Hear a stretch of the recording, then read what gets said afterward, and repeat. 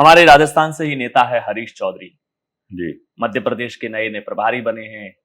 अब आपकी और जीतू पटवारी जी की जोड़ी को प्रभारी जी के साथ मिलकर काम करना, हरीश चौधरी को लेकर आपकी क्या राय है पहले के प्रभारियों की तुलना में?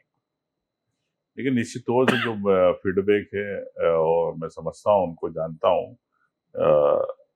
एक डेडिकेटेड ऑनेस्ट है और पार्टी संगठन को ज्यादा समय देते हैं।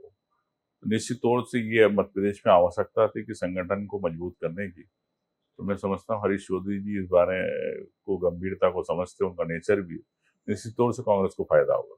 हरीश चौधरी के नेचर की बात की, मैं एक किस्सा हरीश चौधरी का बताऊं। मैं अक्सर कहता हूं कि हरीश चौधरी कांग्रेस के राजस्थान को लेकर मैंने ऑब्जर्व किया है, अब मध्य प्रदेश की सियासत में देख लेंगे, बहुत मजे हुए और नैरेटिव बेस्ड ग्राउंड लेवल से आंदोलन खड़ा करने में माहिर नेता है। मैं एक किस्सा सुनाऊंगा आपको।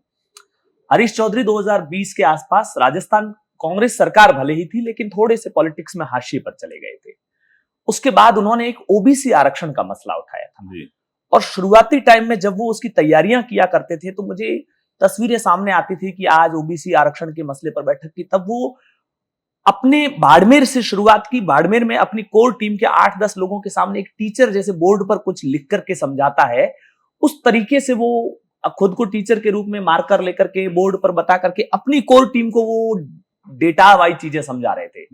इसी फॉर्मूले को उन्होंने, वो जो आरक्षण प्रभावित ज्यादातर जिले थे वहां, और तब मैं सोचता था कि ये क्या कर रहे हैं हरीश चौधरी। मतलब जाहिर सी बात है, आप पॉलिटिक्स तो हर बार सोचते हैं, कई बार आदमी थोड़ा हटकर करता है तो आप कहते हैं ये क्या कर रहे हैं।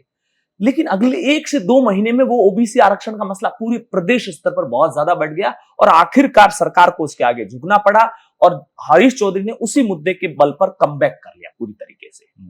तो जो छोटे स्तर से किसी एक छोटे से इश्यू को आंदोलन का रूप कैसे दिया जाता है, इस मामले में हरीश चौधरी माहिर है। अब इसका ये कौशल मध्य प्रदेश में कितना काम आता है, ये देखने वाली बात होगी।